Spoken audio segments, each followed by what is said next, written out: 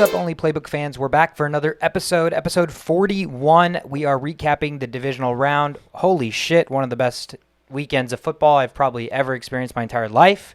Some of the craziest games. Definitely did not disappoint the football fan in any sense of the fashion. So we'll definitely get into all of that. Again, I'm Sweetcar. I got Shashot, Shovit. What's going on, guys?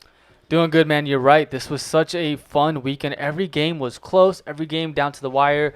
I think the first 3 games were decided by field goals. Last game decided by a touchdown and overtime. What a fun, thrilling week. Did not disappoint. No. Did not. The only thing that disappointed was Aaron Rodgers. Nothing else really disappointed.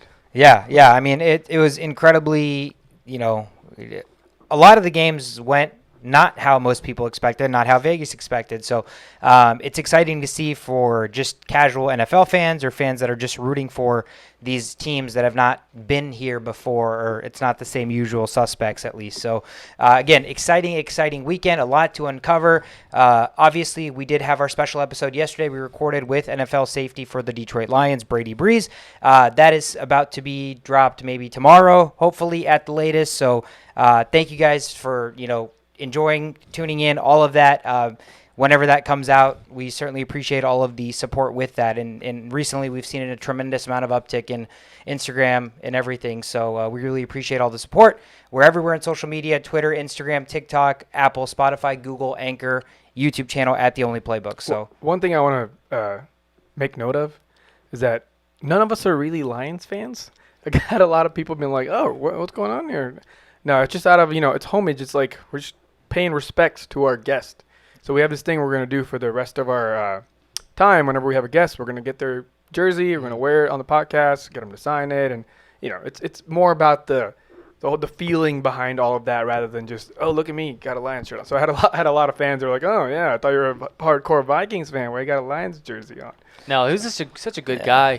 Being able to talk to him, he's just like someone you can talk to about football, very knowledgeable about the game, and just a cool guy to hang out with because we watched the games later on with him, and it was just a fun and exciting experience, just like the games that will happen this week. Yep. Yeah, absolutely. And I feel like at this day and age, if you're still of the opinion that you can't represent another team's shirt or another player's shirt, like that's just, to me, at least from my perspective, I used to be a very emotional Vikings fan. I used to think that was ridiculous, but I would rock a Cooper Kupp Rams jersey any day. So there are players that obviously we're going to represent, and obviously somebody that agrees to come on our podcast deserves all the recognition in the world. So that doesn't take away our fandom even in the slightest. But thanks everybody for the support so far. Again, we hope to be able to do things like this more on the regular, and that just comes with the exposure that we can get for this podcast and all of the support. So appreciate all that. Shovit, let's jump into the recaps.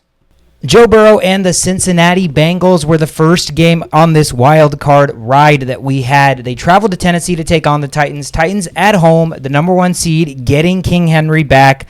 So much fear instilled by this idea that King Henry was back. They were favored by 3.5 points at home. Over-under sitting at 47.5, and Joe Burrow, as he's always done throughout his entire career in college, wherever he's been, he said, hell nah. Look at me, bro. I am the real deal. I am the next big thing. The Bengals come into Tennessee and win this game 19-16. Defensive battle. Cover the 3.5-point dog spread. Under 47.5 hits. The Bengals are now going to be traveling to Kansas City to play in the AFC Championship game. A franchise that maybe even as little as 3-4 years ago, we all would laugh because they were just decades and decades of mediocrity and shit. And what's funny is they weren't bad. Andy Dalton was getting them to the playoffs every year, but good thing this franchise realized that was not good enough. They passed on a very valiant quarterback that, is top 15 in the league to get the playoffs every year, but lose everywhere. Took a chance on a franchise quarterback, and this is the kind of shit that happens. So Cincinnati, holy shit, statement game. I'm happy for the city. What did you guys think? Yeah, Joe Cool. I'll call him that, and I'll tell you why I called him that later on. But, he had his work cut out for him in terms of what the Tennessee Titans were doing on defense. I mean, 9 sacks. 5, I believe, in the first half is a postseason record. So despite that, they were able to still win the game. But kudos to some players on the Tennessee Titans. I will highlight A.J. Brown, who had a solid day, over 100 yards receiving, scored a touchdown for them when they needed to. I will also highlight Foreman, who looked really good in the second half when Henry wasn't playing. Foreman had his longest rush of this season with over, I believe it was over 30 yards. 45. 45, is that what it was? 45 yards of rushing. And so Foreman, unfortunately, that was the same drive that they believe they turned the ball over due to I think it was Tannehill fumble, interception, one of those two. He had a lot of those. So he had a lot of those. That's the reason they lost. There's Tannehill with 3 interceptions. First play comes in, throws a pick. Tannehill, what are you doing? Vrabel's going to say, I mean, it's a whole team effort. It's not just one guy. But Tannehill, you definitely did not help their chances. And, Bengals come out with, I believe, less than 2 minutes in the fourth quarter. McPherson comes in, kicks a field goal, and he tells Joe Burrow before he kicks the field goal, hey, I guess we're going to the AFC Championship. Like, that sort of confidence in a kicker. I wonder where that started from. I mean, credit to McPherson. It probably is his own thing, but it starts with an entire culture shift that starts with literally Joe Burrow. Like, it starts with Joe Burrow. Yeah. What's funny is I used to watch McPherson highlights like a couple of years ago. I used to watch his – remember when the bottle cap thing was a thing, when people used to do the kicks? And, they would put a bottle there, slightly loosen cap, and they would do like a roundhouse kick, and then they would open the back. McPherson was in that whole thing. He used to do a field goal. So what he did was he placed the ball where the second round of fans sit in a stadium with a Gatorade bottle, with slightly opened bottle. He kicked a field goal from somewhere like a 30-yard line or whatever. At this point, distance doesn't even matter because no matter where you kick it from, he kicked that ball, hit the edge of the cap turns, falls off, bottles just like that. What a flex. So, I remember seeing that, and now it's all over the internet all over again. I was like, it was that guy? No wonder he said, we're going to the AFC Championship game.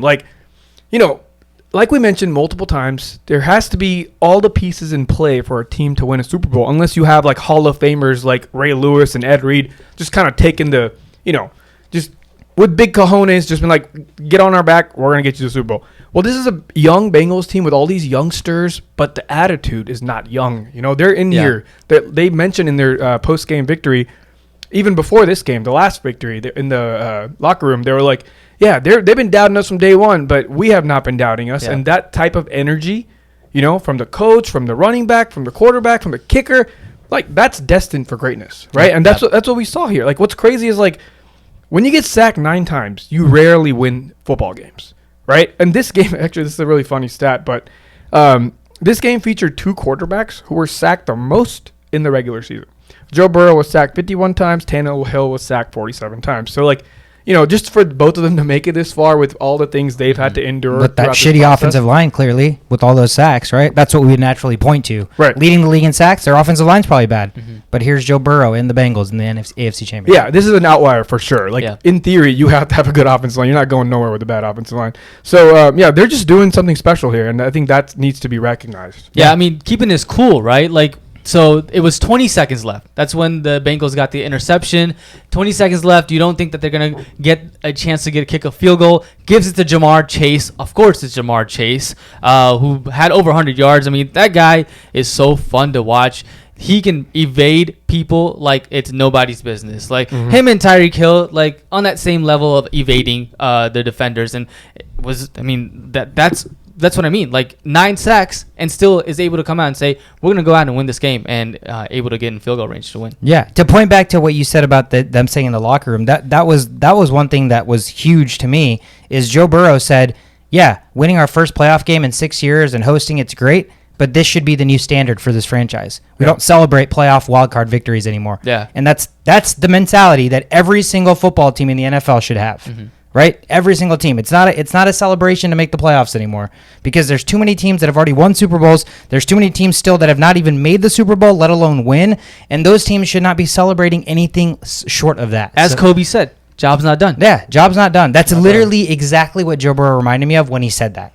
That exactly is what came into my brain. And, I mean, Jamar Chase, you mentioned it. We talked about this on the podcast. Best bet for this weekend was Jamar Chase over 77.5 passing yards or receiving yards. Passing yards would have been wild. Receiving yards. And what did we say? All it takes is one play for him to get all of that, if not a lot of that, if not half of that, and he had a 57-yard catch in the first quarter. So it'd be things like that. It'd be things like that separate the only playbook from everybody else. You were killing it on the bets this week. Oh, dude. My prop bets were absolutely on a tear. Like no shy of a tear. Like I'll toot my own horn for this weekend because betting is ebbs and flows. Sometimes you're really, really bad, but this weekend and over the last week and a half to 2 weeks, betting has been fun. So obviously, again, huge for Cincinnati. I'm so excited for this franchise, for this city, for the fan base. Shout out Arpan. Like, I mean, I know what it's like to be a fan of a team that you feel like every single year you're getting the same shit different year, and that's been Cincinnati for like 25 years that we've been watching football. So for the first time in a long, long time, they're in the AFC Championship game, and I wish them the best of luck. And again, what better against, like, who better to face for them than to be the best, which is what Joe Burrow and this entire franchise is now epitomizing.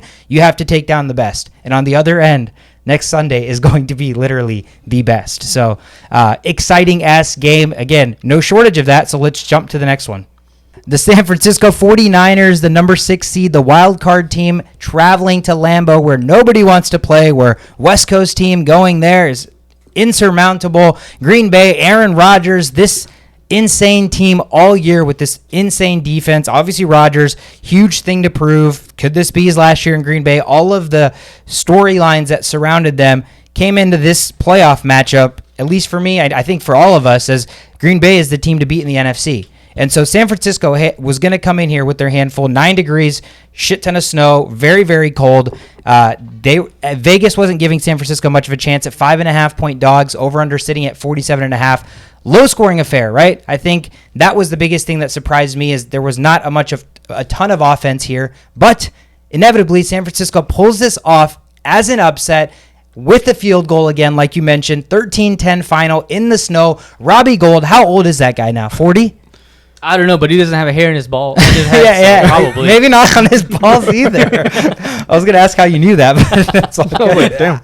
In his head. But, dude, that guy, as clutch a kicker as they come, right, as consistent as we've seen in the league, we know kickers can flame out, wins it for them 13-10. Green Bay, Aaron Rodgers going home, Devontae Adams going home, Matt LaFleur going home. The Packers are headed home after being the number 1 seed, after a storied year, after being, the best team that they've put together in maybe 10 years.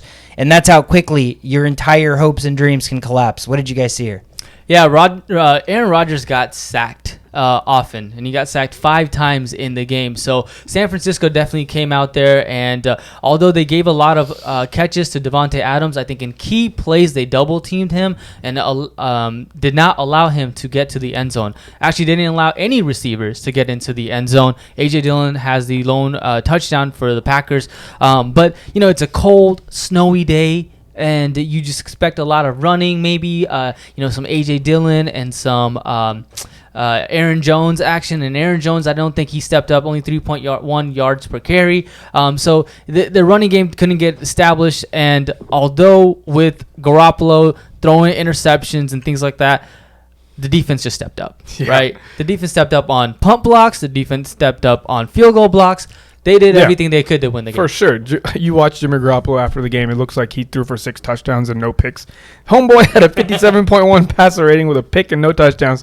But that's, good for him, I guess. It's just, that's what I'm talking about when I talk about, like, you can't just say great quarterbacks create victories, right? Like, he didn't do shit. He had some great passes that got dropped. Unfortunate, very unfortunate. But if you really look at this game, this is stout special teams. Do you know what the Green Bay special teams ranks?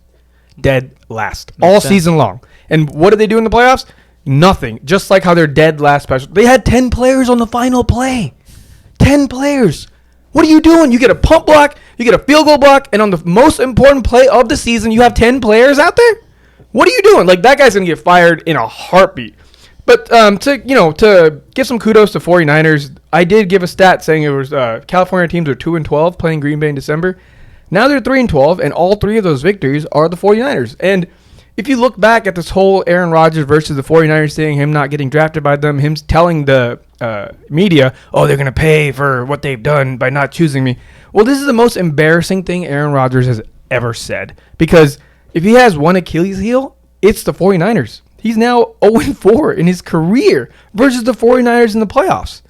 And now there's a guy named Kyle Shanahan who's probably the greatest offensive mastermind after Andy Reid to ever exist in his path forever. Like, he's not going anywhere. That guy's going to be a quarterback or the head coach of the 49ers for a long time. Mm-hmm. Aaron Rodgers, if he wants to win a Super Bowl, he's going to have to get his ass over to the AFC. Yeah. And unfortunately, there's another guy named Patrick Mahomes over there just reigning away. So it's really looking dim for this Aaron Rodgers business. He won't choose a team unless they're ready to win a Super Bowl now. I just don't think that green looks good on him. I think yellow looks really good, but Yeah. the yellow and black combination. I think the yellow and black looks good on anybody. Aaron though. Rodgers, if you're listening, Yeah, those black are like and yellow that's a would very look great. good combination. I feel like that looks good on me. So I mean, it probably looks good on Rodgers. But the way I look back at this game is, I think the fault completely falls on the Packers, their offense, because the San Francisco 49ers had 3 points heading into the fourth quarter, right? Mm-hmm. And all Green Bay did up until that point was muster up one touchdown.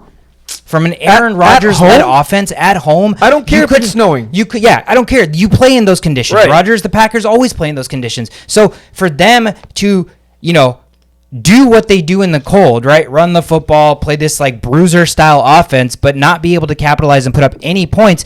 That's the sole reason the 49ers were still hanging around, and that's why a play like a blocked field goal or blocked punt makes all the difference, right? Yeah. No offensive touchdowns for San Francisco, so their offense was non-existent. Green Bay's defense absolutely did their job. Yeah. Absolutely did their job. But you're telling me Aaron Rodgers, we talk about this guy talent-wise, is probably the best of all time, better talent-wise than Tom Brady, right? Maybe Mahomes now, but talent-wise, this guy's like almost second to none, and he literally cannot score a single touchdown. He does not mount any drives that lead to touchdowns after the first quarter. So, what the fuck happened there? And Matt LaFleur, they're an offensive-minded team with Aaron Rodgers. Kyle Shanahan happened, dude. Matt LaFleur versus Kyle Shanahan is not even a competition at this point. They both were in the same team at one point, at the Redskins back days.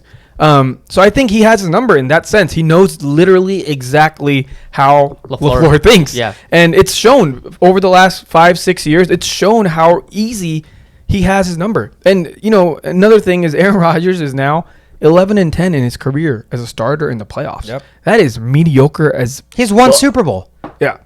The Green Bay Packers had back-to-back Hall of Fame quarterbacks for Yeah. 30 years Yeah. and You get two Super Bowls to show for it. Yeah. When you want this much respect, you have to show something, right? Yeah. Like the freaking Tampa Bay Buccaneers now have 2 Super Bowls in like a span of less than 20 years? Way less than 20 years. So, we give all this credit to Rodgers as he deserves a lot of that, almost all of that.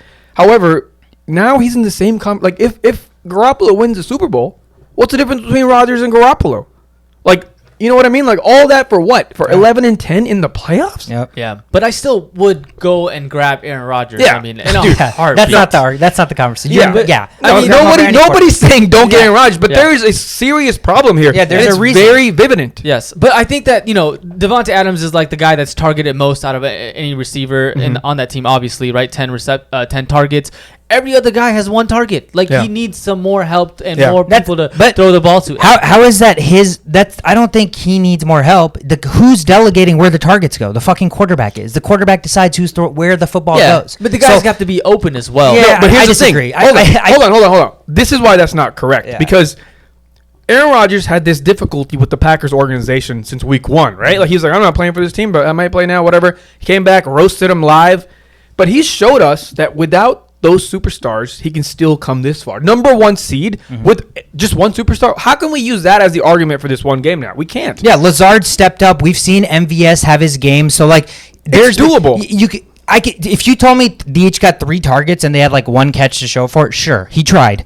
Every single one of them had 1 target. So what? You one and done? That doesn't make sense to me. Aaron Jones, the running back, got 10 targets. So clearly, if Rodgers doesn't want to give it to Devontae Adams, he has the option, but he chose to check down to Aaron Jones, right? So I don't understand. Lazard's been great. Lazard's been more than serviceable. Don't tell me this 49ers second cornerback was able to shut down Alan Lazard from Aaron Rodgers. That will not make sense to me because Rodgers is not the kind of guy that's going to be like, hey, I only have Devontae Adams. I'm only going to throw him the ball. That's not his MO. Yeah. That's the difference between an amazing quarterback and maybe a mediocre one, because an amazing quarterback can at times get his best guy involved, but also knows when to use that guy as a decoy to get the other guys involved. This is definitely on Rodgers. Just look at this, okay? What did the 49ers do to beat teams? They run the ball well. Well, Elijah Mitchell had 53 yards rushing. Deebo Samuel has 39. Juszczyk had 14. That's not enough to do what they do to win, to beat teams. They're not even doing what they need to do to win, right? And the passing game, I just talked about Jimmy Garoppolo. Like, he's not scaring nobody right now, right?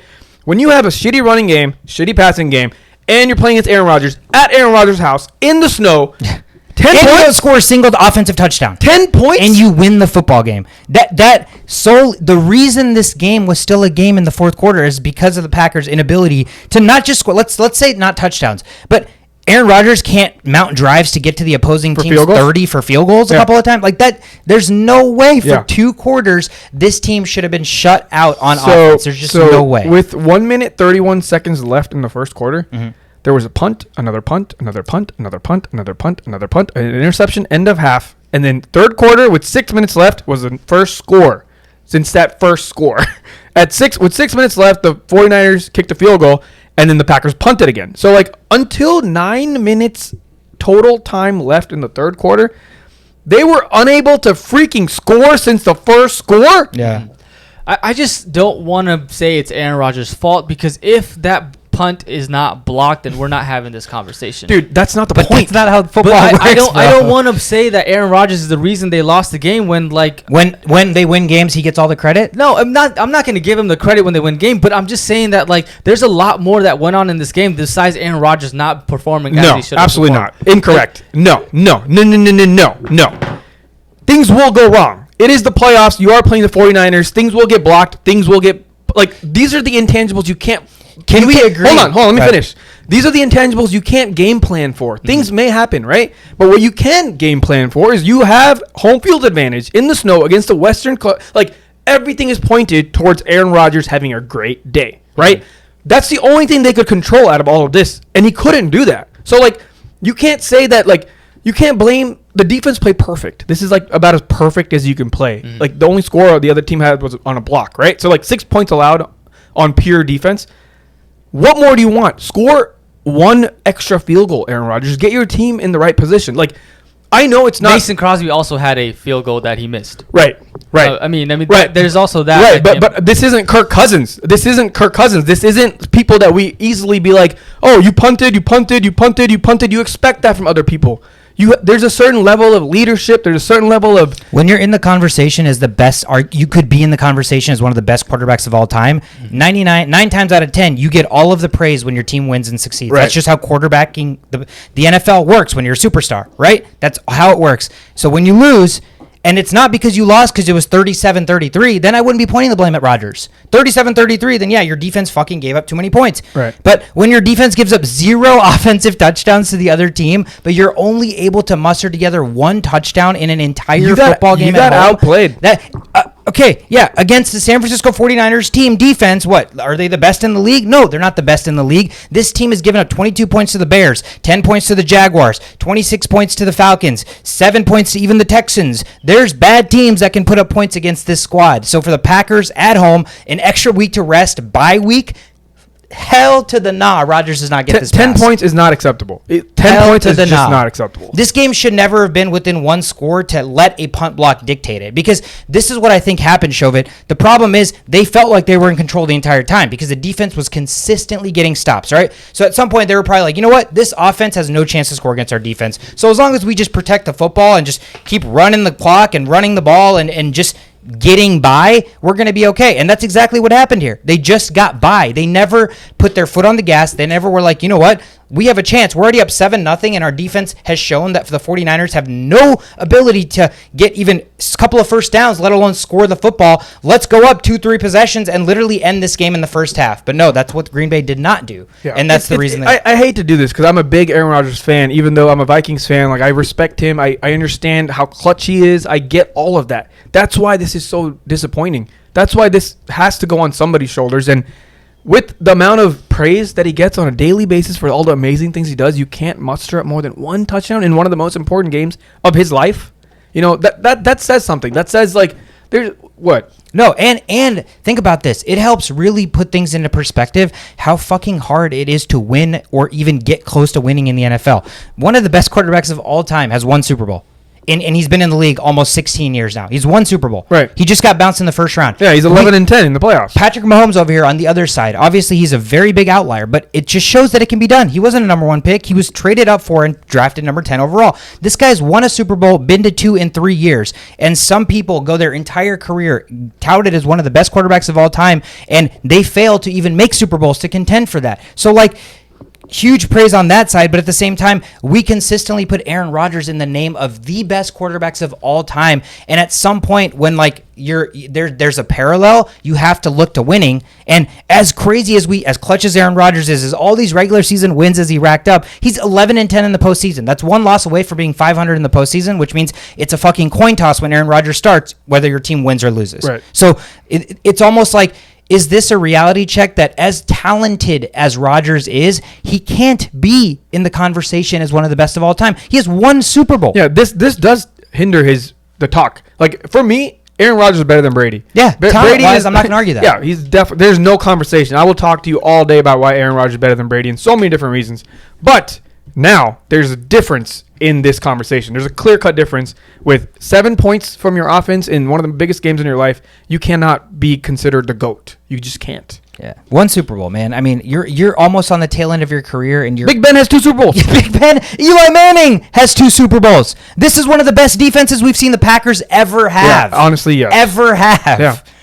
Unreal. I mean, that's beautiful. I loved that conversation, by the way, because that was epic. It was raw. It was raw. That's what it should be. I mean, dude, it's crazy because the expectations for Green Bay were so big, and this is like a huge, like a dud. They laid a dud at home to me is exactly kind of what happened, but kudos San Francisco. They're making a run. The wild card team is now in the NFC Championship. They're going to travel to LA to take on a divisional rival. The 3rd time they face each other. San Francisco's won both of the first 2 matchups. So, holy shit, San Francisco's 1 more win away from Super Bowl. Did the San Francisco 49ers not play the Chiefs just a couple years ago in the Super Bowl?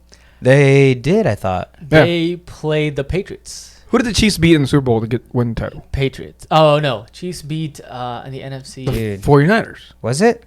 Dude, we'll go back. And this is I don't know. I don't know. I honestly don't know. But it's going to be exciting for them. Again, a team that needed to clinch the playoffs in the final week, but they had so much more. We all knew that this team was getting hot at the right time, and they were put together well. Kyle Shanahan's a fucking genius.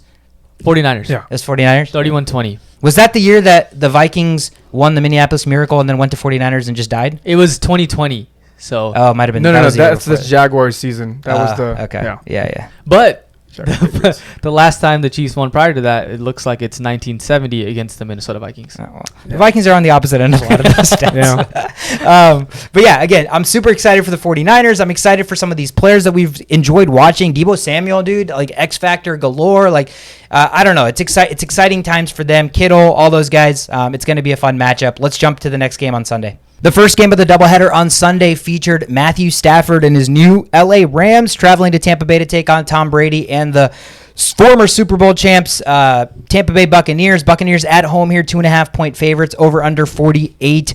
We knew the Buccaneers came in with a slew of injuries. They had some injuries on their offensive line that we thought could be a problem against Aaron Donald, Von Miller, Leonard Floyd, and those guys. And I think at the end of the day, that ended up being the biggest problem. Rams come in here, win this game 30-27. They cover the 2.5-point dog spread, money line outright, over 48 hits. The Rams, like I mentioned, are now hosting an NFC Championship game at SoFi against the 49ers next week. And then what happens if they win that game? They host another game. And if they win that game, they get 1 bye week, and then the Super Bowl is literally at SoFi. Yeah. Did you guys hear? Did you guys hear what like Frank Gore and Joe Staley were doing? They were saying any Rams fans that are reselling those tickets, Joe Staley and Frank Gore will buy every single one of them because they want 49ers fans to be there, because there's been problems in SoFi right now with getting enough Rams fans there and opposing fans. So there's a chance that place, although home field for the Rams, could be 49er territory. Freaking West Coast, man. It's just wild. It's wild. Talk to me about this Rams-Bucs game. Yeah, it was crazy because the Buccaneers were down 27-3, and if you watch there's texts about, and I'm shocked. There's texts from like every single one of us saying this game was over. Every single one of us, guys that we typically are not. We wait until the fat lady sings. We're like, this game's over. And you know who was fucking playing? Tom Brady. And we all had the audacity to say this game's over. It's wild. And, he's done it in the Super Bowl 28-3, and he almost did it. He almost got it. Honestly, it was the turnovers. Well, for sure. But yeah. But he still had to score and capitalize on the turnovers. Yeah, I mean, hey, the Rams came out, played lights out. Kudos to guys like Matthew Stafford. Kudos to, like, Tyler Higbee, who's been consistent this whole year. I like him, man. Yeah. Underappreciated. Absolutely. And, OBJ also, like, great addition. Von Miller. I mean, these are all guys that made a big impact on the game. Von Miller had a strip sack, forced a turnover for the Rams. And at the very, I'm just gonna fast forward to the very end of the game. Maybe you guys can talk about the Buccaneers, but when Cooper Kupp and Matthew Stafford make connections 2 plays in a row to get them in field goal range, and Matt Gay comes in, kicks that field goal. I mean, that was incredible to persevere and beat the Tampa Bay Buccaneers. Yeah, dude, I this game was amazing because I was watching with my dad, and he's a newer fan, so he has no idea what's actually happening on the screen, and he's like, yeah, Tom Brady's getting destroyed, and he goes to take a bathroom break. He's like, oh, they're catching up, and he goes to make tea, and he's like, oh, okay. It's like, yeah, and he just keeps coming back, and then at this point, we're supposed to go to someone's house to have dinner, and he just he comes in, and he's like, okay, well, I guess you should never count out Tom Brady. I was like, yes, Dad. You go. You just learned some points today. You understand that you should never count out Tom Brady. Leveled up in his football knowledge. But yeah, so for me, it's a very clear-cut reason why the Rams won this game, and that's because Tom Brady, this handsome, prestigious man of the NFL, their pride and joy, their poster boy, never gets pressured, right? Like, we've talked about his stats about how he's pressured on 17% of his plays or something something abnormally low, whereas Peyton Manning and those other guys that won many Super Bowls get pressured heavily. So this was the main factor. The Rams defense pressured Tom Brady 17 times, the most pressures Brady's faced in a game this season. So he wasn't ready for that. He was not ready to handle getting hit in the chin and all that kind of stuff, and that was done by Von Miller, who also played the best game in years. So per new Next Gen stats, Von Miller finished with a team-high 9 QB pressures. That's the most he's had in a game since 2018 Week 7. So he came out to play, and we saw it happen live in front of us. He was out there just destroying them. He was just running over these dudes and taking advantage of the people that were injured and the newer guys. So they knew the formula, the same formula we mentioned on the podcast last week. You got to take advantage of these all-pro offensive linemen that were injured or out, and they did it. And they did it in a weird way that they have never done before. The Rams actually became this is the first time they've won a game after having 4 giveaways or more. So, and then they became the 4th team in NFL playoff history to lose 4 or more fumbles in a playoff game and still win the game. So, very much they had the energy throughout the whole game, but those miscues by Akers and all those, even Kupp had that fumble. Right. They literally gave Tom Brady a chance to come back, but at the end, they were like, wait a second. We got Cooper Kupp. I'm not that great of a quarterback, but I can throw it deep. And he's like, made it happen. So they did what they had to do to win this game. Yeah, Cam Akers, man, he gets 2 fumbles, right? One in the red zone, and then one late in fourth quarter. You're trying to run out the clock, and you that started the comeback, the first fumble by Cam Akers. And it wasn't even just in the red zone. It was like the 2-yard line or the 1-yard line. Why did Cam Akers all of a sudden just assume total control of this backfield? Yeah, so Chris Collins, I think it was Chris Collins, whoever the announcer was, he was like, right after the first fumble, the second drive, Cam Akers was still there. And he's like, yeah, Sean McVay typically likes to bring in the other guy after this. I like your Tim Collins voice right now. Yeah, and he was like, but looks like they have a lot of faith in him. Looks like they're going to use him for the rest of the game. That's really good for a young running back. It's going to build confidence, and now he's going to be taking this into the next game. And then what do you know? That same drive, he fumbled, or a couple drives later, he fumbles again. And then, everybody's eyes just went to Chris Cole. What do you have to say now? He's like, I just don't get it. Sony Michel was having a great year. Yeah, he was playing really well. Yeah. For him to literally just get 1 carry, and it's not like Akers actually had a really bad game. Yeah, it was. He averaged 2 yards a carry, and he got 24 carries. It's the Bucs defense. And he fumbled twice. It's the Bucs defense. So that's another reason why you shouldn't just take Akers to the ground here. That's your future.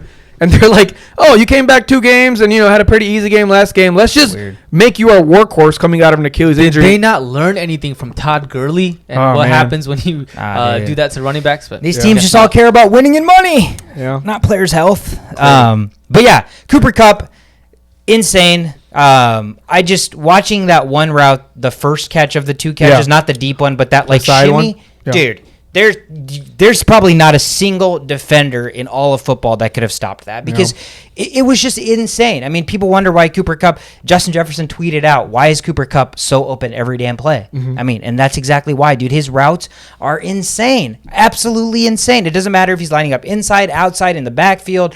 He comes out and fumbles, very unorthodox. That was like the first Cam Akers fumble, and then the next possession, Cooper Kupp fumbled. Yeah. And so it was just leading to this Brady comeback, but then he comes back with 2 huge catches, and they get into field goal range and win. But, dude, yeah, this was just, it was really fun to see this become a football game because, I don't know, everybody hates Brady or whatever just because he wins all the time and all this crap, but, like, I don't really care about that. Like, I know Brady's good, so I wanted a good football game. So knowing that Brady's out here, like, shit in the bed in a divisional round game, I was just like, man, this is not a good football game. So as much as the Rams kind of handed the Brady and the Bucs a comeback with, like, 3 fumbles back to back to back, it was still fun to see Brady be able to capitalize, turn this into a game, 27-27, and then, we shit on him a lot, but the Rams got the ball back with 42 seconds left.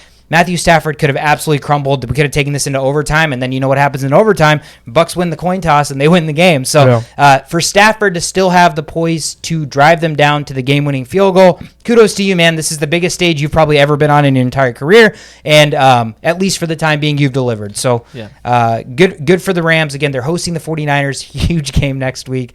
The hugeness just never stops. It never stops huging. So let's kick it to the Sunday night game. The best football game I've probably ever seen. Yeah. Hands down. Yeah, hands down. I can't. How can you make an argument? What other game has been better than this game? The Rams and Chiefs game? That was the other game that I was thinking of. And that's what gets me so excited is that there's a possibility that we see that same matchup with even a better quarterback. Yeah. But, yes, the Bills and the Chiefs here. Buffalo traveling to Kansas City. Huge game. 1.5 point spread. Kansas City favored at home, barely, over under 54. This game, again, like I just said, was probably the best football game I've ever watched. A lot of it transpired in like the final 2 minutes of the football game. It's such a testament to like this new age NFL, and time doesn't matter. Time of possession, running the clock, milking the clock. When 2 teams can combine for 25 points in a minute 58, fuck all that run the clock, protect the football crap. Get you an offense, get you a quarterback that can score points in hurries. And that's exactly what both of these guys did. There was a time probably where both teams, both fan bases thought they had the game won, and that roller coaster in the fourth quarter was something that we as football fans fucking live for, man. We fucking live for. At the end, Patrick Mahomes and the Kansas City Chiefs, gun to our head, were just a little too much to handle for Josh Allen and the Buffalo Bills in overtime. 42-36 final. You couldn't have scripted a better football game that we wanted, honestly. You could not have scripted it. They come away in overtime, win the game. These quarterbacks put on, the showcase of one of the best quarterback duels I've ever seen. And the last thing I'll say before I kick it off to you guys was much respect. Patrick Mahomes, immediately after the game happened, before celebrating with his fans, runs halfway across the football field and finds Josh Allen, and they have this huge moment. He said like something along the lines of, there's a lot more of this coming. Yeah. So like a lot of people interpreted that as like, oh yeah, he's got respect for him. No, or it's just or he's like, get ready, bitch. Like, get ready for this. A lot more of me whooping your ass. But yeah, that's huge kudos. And again, dude, it's just one of those games where you feel for the other team because both teams played probably to their maximum capability. For sure. Yeah. No, they did. Josh Allen versus Patrick Mahomes. This was the battle that we talked about. You said you had goosebumps last week just thinking about the game, and they played lights out. Josh Allen, the way he zips the ball into like tight coverage, gets the ball to guys like Gabriel Davis with 4 freaking touchdowns, postseason record. It was incredible to see. The Bills scored first, but the Chiefs had an answer for everything that the Bills were doing up until the last 18 seconds. And one thing that I will say about this game, minus the stats and all of that, was maybe the decision to kick the ball outside of the when you're doing the kickoff outside of the end zone was not a good decision. Waste some more time. Maybe you could have squib kicked it, wasted a little bit more time instead of, because 18 seconds, 13 seconds, which is crazy. You have time for one play, and that's a Travis Kelce play to get them in field goal range. If you burn more time, maybe you have a better chance of. Yeah, they could have easily milked at least 3 or 4 more seconds, and that could have been it. That's very important. I was watching this with a bunch of older people, And the roller coasters they're not used to riding. But I play Madden. These type of roller coasters are like what we live for, like you mentioned. So like they were like 13 seconds, it's over. I was like, it's over. Like your Chiefs aren't gonna win, Sasso. And I was like, he's got a timeout, and it's literally the best quarterback in the NFL on that side. And there's still, there's Travis Kelce, there's Tyreek Hill. They don't know these names, so they're like, no. But then little do they know, you just turn around and watch all these jaws drop from these older people. It just made me so happy because that just showed them why this is such a big deal to me. Now they're going to watch these Patrick Mahomes. My mom knows who Patrick Mahomes is, and he's a quarterback in the NFL, which is outlandish. I would have never thought that was ever going to happen. But, from a football standpoint, I remember last podcast I was saying how Tyreek Hill just doesn't even really get used anymore and everything, and they need to use him if they want to take that extra step, and they did. They actually put him in punt return, which they really never do nowadays until from his first 2 years in the league. Don't know why. It's just to save his energy and whatnot. But now I think they have trust in these players like Pringles and these Robinsons. They've had enough time with Patrick Mahomes to, even if they're not the best, they know his tendencies. They know where he likes to throw the ball. So now that trust level grows. So that means they can utilize Tyreek Hill in places that he has never had to been used that much. So that punt return was 45 yards. That was crucial as well. So a lot of big plays from a lot of big names. Even Edwards-Helaire was running all over the field at the beginning of the game. The Chiefs just came out and just played their perfect football, right? Literally perfect football. And that's what it takes to beat a rising, on fire team like the Bills, who literally have no weaknesses. They have way less weaknesses than the Chiefs do because the Bills actually have a good defense, right? Chiefs defense, still suspect. But this is the outcome when you have such a high-powered offense. Your lackluster defense doesn't matter. Thank you. Your number one defense in the NFL coming up to this game gave up 42 points. So what the fuck does it matter when you have a number one defense for 19 weeks? When you have an all-time quarterback, when you have a great quarterback that you cannot scheme for, when you have an improviser, which there's so many more quarterbacks that are becoming that in the league, I don't give a flying fuck what kind of defense you have, because that's in the word improvisation. That's why these guys are so good, because the set defense is not what is happening 17 seconds into the play when they're running this way and running that way and running this way. So I don't care how good your defense is. Yes, in a perfect game script, when you have an ideal defense, you're probably going to have a good chance to win. But when you're in a situation when you're going up against, if it's either side, right? Because even the Chiefs, they'd been fumbling the bag with their defense recently, but for 8 weeks, their defense was the best in the league. And the two, really good defenses, 42-36. So this just shows that, again, this new era football, the NFL is just transitioning right now to an offensive heavy NFL. It's transitioning now to everybody's looking for a quarterback that can do more than just throw the ball, right? That can improvise, that can do things that defenses, as much as they want a game plan for, can't. Yeah. Can't. The only person that could end that conversation, that even has a shot at taking this conversation thrown out the window, is Jimmy Garoppolo right now at this moment. If somehow he wins the Super Bowl, then you're like, crap. Maybe good defenses are slightly important. But yeah. I'm not saying they can't, but I gave a stat 3 podcasts ago. 90% of Super Bowl winners were either first-round quarterbacks or perennial Hall of Famers. So yeah, you can be the 10%, but we're a game. We play stats, right? We play fantasy football, a game of chance, game of stats, game of odds. So what are the odds in your favor at? Hoping that everything around you is perfect and being the 110%, or being the 90%, taking chances on top quarterbacks. Right. No. It's tough finding a Patrick Mahomes. It absolutely is. A Josh Allen. So do you shy away from that? I mean, it's tough. I don't know. I don't know what the recipe for that is. I mean, you've gone through a lot of quarterbacks that you drafted in the first round that have not produced, and there's been instances of that. So when you get lucky, I mean, you just kind of ride that, and it's a lot of luck involved in finding that quarterback as well. Right. So for me, there's a clear blueprint to winning a Super Bowl. For me, in this day and age, if you asked me the same question 5 years ago when the Minnesota Vikings defense was unstoppable and all these other big defenses. But now we're literally in an era where defenses don't matter. As long as Patrick Mahomes is alive, defenses, the whole NFL has to change the way they draft. As long as Patrick Mahomes, I don't care about anybody else. I don't care about Josh Allen. I don't care about nobody else. As long as Andy Reid and Patrick Mahomes are there, they're going to win all the Super Bowls. Mm-hmm. At least get to they've been in the AFC championship game 4 years in a row now. Yeah. Should people not be getting being more aware of what you need to be like them And it's one of those things where it's like, dude, what are we clinging on to? Like, you just said, I don't know. Like, yeah, it's hard to find. No shit, it's hard to find. That's why the people that find them are paying dividends in the NFC Championship every single year. But that doesn't mean you don't risk the chance of trying to find them. Like, like your goal as a franchise is to win, right? It's not to sustain a level of mediocrity for 10 years so that your ass doesn't get fired. That's not what the goal of a franchise is. So, like, the Patrick Mahomes situation, they could have not done that. They had Alex Smith. He's top 15 quarterback in the league. He'll do the job. You got a great defense around him. He'll get the job done. He took the 49ers to the Super Bowl. So he clearly can do it. What did they say? They said, fuck that. We've seen the ceiling for this guy. We have a chance to trade up. So it's not like this guy fell into their lap. It's not like he was the number one pick and he was default by their draft pick. Their GM or whoever the hell is running this team saw something in Patrick Mahomes and they said, let's take a chance. Our franchise is already in a good situation. Let's elevate that. And if it doesn't work out, then we regroup. That's what being a franchise is. Yeah. You try to win a Super Bowl. What's so funny is I was in Grenada, like my first year there when Patrick Mahomes was labeled starter. Yeah. And me and this one friend, Dan, Bald Dan is what we call him, we argued for like 30 minutes on why Baker Mayfield versus Patrick Mahomes. Damn. For like 3 hours. Like serious conversations. And like what's crazy is Baker Mayfield on paper could very well just be Patrick Mahomes, right? Like he has all the intangibles here and there. I get it.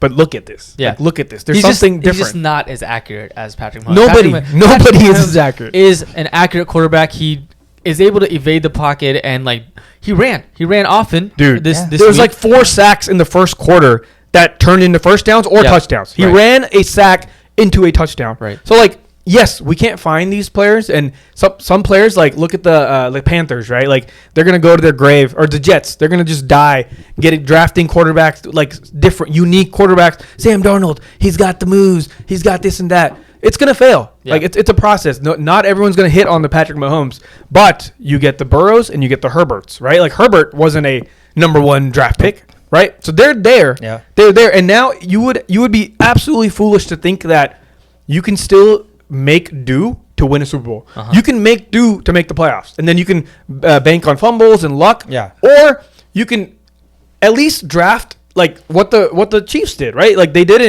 had Mahomes and they didn't immediately throw him into the starting. They at least let him understand what Alex Smith is. There's a year of bench. Yes. So they let him Patrick Mahomes threw like 5 interceptions in his first preseason game, right? So like there's a learning process, and he learned from Alex Smith, who is one of the greats, right? Like it just sucks that he doesn't have the skills that Mahomes does, but he's still a fundamentally sound starting quarterback in the NFL. It was at that point. Yep. So Mahomes learned all that from him, used his own unique abilities to capitalize, and then Patrick Mahomes was created. Yeah, he made adjustments, and throughout the first week, there were a lot of, Patrick Mahomes wasn't this Patrick Mahomes that we know of, we were used to, but Foolish. He is taking his time, being patient, checking his reads and options, and he's got guys like Kelce, like Travis Kelce. That's a guy that you want to also draft, a tight end like that has speed, that has the strength, the build, and that can catch the ball. But give me any tight end with Mahomes, bro. Give me any tight end with Mahomes. Give me Dawson Knox. You can get tight ends like that in 5th rounds. You don't need a Travis Kelce. Yes, it's nice to have Travis Kelce, but Patrick Mahomes does not need Travis Kelce. That, to me, diminishes Patrick Mahomes' value, which Travis Kelce can go to another team, and he's not going to put up these numbers. Patrick Mahomes can get another tight end, and that tight end will instantly probably put up 1,000 yards. Book it.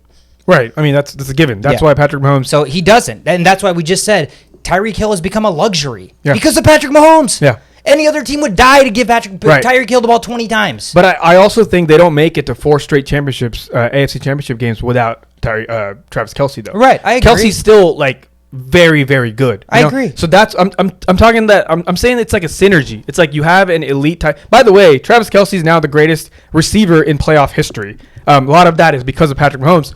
But what I'm saying is Patrick Mahomes' abilities, Travis Kelce's abilities make this what it is, right? They're both amazing, but the key here is definitely Patrick Mahomes. It's been Patrick Mahomes. Travis Kelce was a 3rd-round draft pick. So, who, like that, there's plenty of tight ends in 3rd rounds that you can find. Yes, they're not all going to turn out like Travis Kelce. Travis Kelce is 100%, arguably probably one of the best tight ends of all time, but he is the biggest benefactor of having a guy like Patrick Mahomes. If he was in that same system and Alex Smith has started 5 years, there's no way his numbers would be that good. Half of his yards are probably from broken down plays. Exactly, right? from running this way and then running this way, and Mahomes just being like this and then finally finding him. Yeah. You know, like if the read's not there initially, he's screwed for every other average quarterback. So, dude, it's just this weekend to me just showed me how like night and day difference it is in every other NFL team that doesn't have a quarterback that's capable of all of this. Not even the best, like not even Mahomes, right? You talked about it, Herberts, the Burrows, like even Deshaun Watson was on a top 10 pick, and like Deshaun outside Watson of his could be just as good as Mahomes right now. Exactly. So what you have to do is try to take a risk,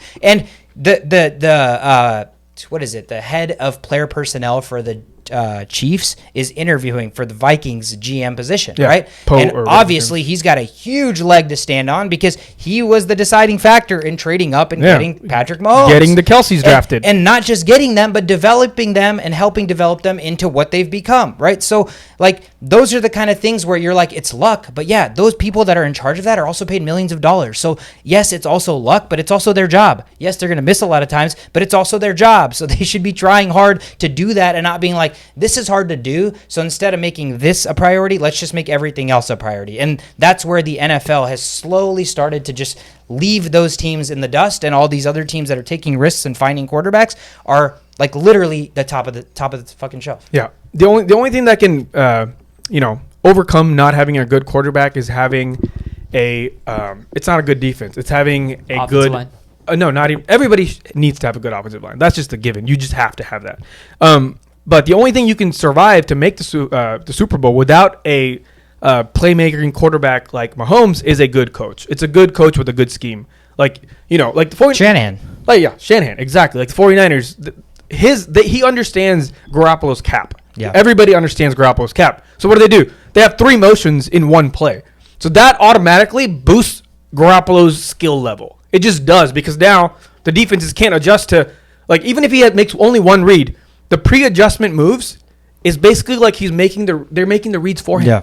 So it's like, it makes it a lot easier. So that's the only thing that, if you still want to make it a Super Bowl, if you don't have a great quarterback, is you need to have a Kyle Shanahan, which is very rare. Yeah. So, again, the Chiefs take care of business here. This was such a back-and-forth game. Bills 7-0 early. Kansas City went up 23-14. Bills came back 29-26. There were 6 lead changes, 25 points in the final 2 minutes. I mean, the overtime rule obviously sucks. I know that was a big topic of discussion, which I totally am in line with keeping that overtime rule for like regular season, just because at the end of the day, you don't need regular season games going into 17 overtimes. It's just not realistic. But to see a team that played as well as the Bills did, not even get a chance to retaliate in overtime, that sucks. That's just not good for the sport. It sucks, but I have no sympathy for the Bills for that reason, for that topic. Like, your defense sucks. Stop Mahomes. I know it's easier said than done, but that's still a side of the football game you got to play. Yeah. You can't just be like, oh, it's Mahomes, so we're just going to let him score. Oh, coin toss loss, game over. Yeah, it used to be a field goal wins the game. Yeah. And now it's not. I mean, as long as you just allow a field goal, you have a chance. And they could have still played good defense. I would have hated that even if the Bills got the ball and scored, right? Because we know the Chiefs' defense is bad. I still would have been pissed that Mahomes did not get a chance to answer, just because this is one of the best football games we've ever seen. No, I get it. The rule sucks, but that is the rule, right? So you when they were doing the coin toss, they knew the rules. So it's like, it's a terrible rule. Don't get me wrong. Yeah, but I just think it's in all facets it helps the game, money, like viewership, all that. So there's no reason this rule should exist. Yeah, other than making other fans. It's dumb. But hearing some of the Bills fans complain, I'm like, dude, like they knew the rules, you knew the rules. That's just the way it is. The rule sucks. I get it, but that's just the way it is. Yeah. Yeah. So again, Chiefs now hosting an AFC championship. They have become obviously a dynasty at this point. Already won a Super Bowl, already been to 2, and 1 win away from being on their way to another one. So it's going to be obviously a really, really exciting next week. We have 2 games on tap. We'll definitely discuss more of those on the preview episode. Let's kick it into our studs and duds. I will start us off. My stud and dud. My stud this week is going to be Cooper Kupp, receiver for the Rams. 9 catches, 183 yards, and a touchdown. Did have a big fumble that helped contribute to the comeback for the Buccaneers and Brady, but also had that insane route for 20 yards and then had that 44-yard catch at the end to solidify that field goal for them. So coming up big where it mattered. Love after the game said it was a team effort. Obviously. He's like if I had a son, I want him to be Cooper Kupp. Yeah, dude. Like, the dude's amazing. Just a great dude, great football player. Guy. Probably just a great locker room guy. Probably a great teammate. Who knows? Maybe we'll get him on the podcast one day and he can tell us all about that. He is absolutely my stud. My dud of the week is going to be none other than Ryan Tannehill. Dude, you are the reason the Titans lost. Absolutely. First play of the game, interception. First drive of the second half, you take it all the way down to the red zone. First and goal at the 9, interception. So, dude, you just can't do that when your team only depends on you to not fuck up. Dude. You're not even the guy that they say go out and and win the game for us. Hey, Tannehill, go out there and don't fuck shit up. And that's exactly what you did. And that gave the Bengals life, and the Bengals win. And Ryan Tannehill, you are my dud. Your future's in jeopardy. Yeah, nice. Tannehill, yeah, I don't know what you were doing there.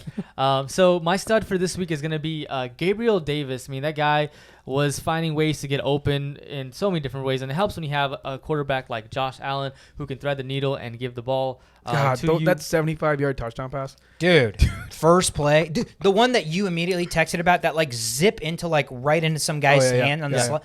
Dude, those are just insane. And Mahomes was doing his fair share on the other end too. It's wild. So yeah, the solid 4 touchdown not the world record, but the NFL record. Might probably be. the world record. I know, who else? Well, I mean, yeah, it technically is the world record. If it's the NFL record, it's probably 8 receptions, 201 yards. My dud for this week is going to be the guy that we debated highly about, Aaron Rodgers, 20 for 29, 25 yards. I don't think that the 20 for 29 and 225 yards is Dudley. I think the not getting into the red zone and 0 touchdowns is the Dudley factor in this game. Yeah. So, Aaron Rodgers, yeah, you get the Yeah, dud. it's funny because your dud is like a serious fucking like shitty dud, and your dud is like a legendary quarterback, right? So like dud doesn't have to be that you played terrible visually, but the reason why the game didn't go the way you did and the responsibilities that you have in order to make that not happen, that's why you get the dud. expectations, right? Expectations versus reality, exactly. Yep. So my stud is a guy that I talked about last week, how he's a luxury. Talked about this week as a luxury. When this man is utilized to his full potential and that luxury aspect plays into the game perfectly, while the Pringles and while the Kelseys and all those other guys are still scoring, it's impossible. It's impossible to beat the Chiefs. Literally impossible. So that happened. They even utilized him as a return man, got 45 yards, big play, huge drive, that drive. So for those reasons, going 11 for 13, just playing probably the best game he's played in months, stud. And then dud. Unfortunate dud. Not the Tannehill kind of dud, but not the Aaron Rodgers kind of dud, but a different form of dud. Stephon Diggs is the dud of the week for me, just period. And that's because we watched that picture of Stephon Diggs last year, just with that iconic picture of him just watching the Chiefs celebrate. And you're like, what's going on in his head? He's probably going to come back next year and just tear it up. And like, it's like, emotional torture. He's going to learn from this, probably practice harder. Nah. Went 3 for 6. Had a pretty obvious miscommunication play. Total of 7 yards. I understand a lot of that is because the touchdowns are going to Gabriel Davis, right? So it doesn't matter for the Bills who scores a touchdown as long as the touchdown scored. So their focus wasn't to get Diggs a lot of numbers. But going 3 for 6, after everything I just said about how important this game is to Diggs and all of the above, getting only 7 yards to not really help your team at all, that's the definition of a dud. The best thing Diggs did was tackle that streaker, Yeah. the fan. He did have a 2-point conversion, though. That's true. Okay. Yeah. Props. There Diggs. was that.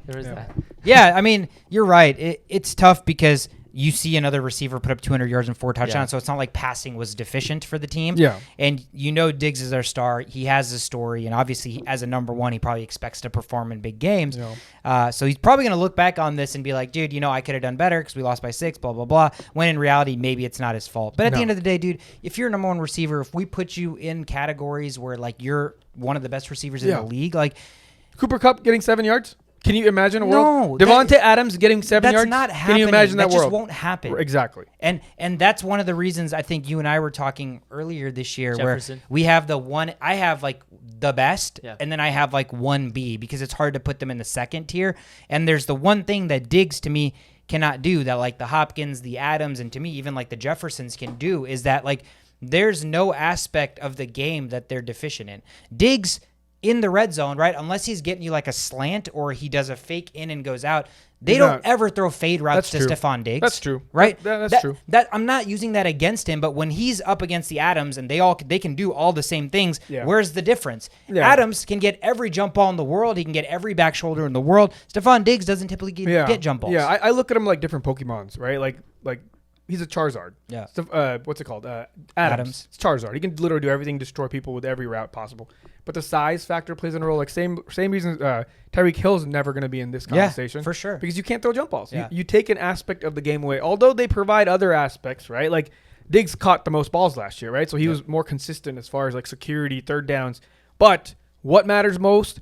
scoring. When is the scoring most needed? In the red zone. Who do you trust in the red zone? Your number one wide receiver. Yeah, so exactly. he can't provide that. Yeah, it's like it was like, to me, this is complete kind of off topic, but like when you're considered the best at your position or the best at anything, you shouldn't have glaring deficiencies. I'm not saying Stephon Diggs does, but like the LeBron James thing, right? LeBron James is considered the best basketball player of all time. He could be one of the best, if not the best, right?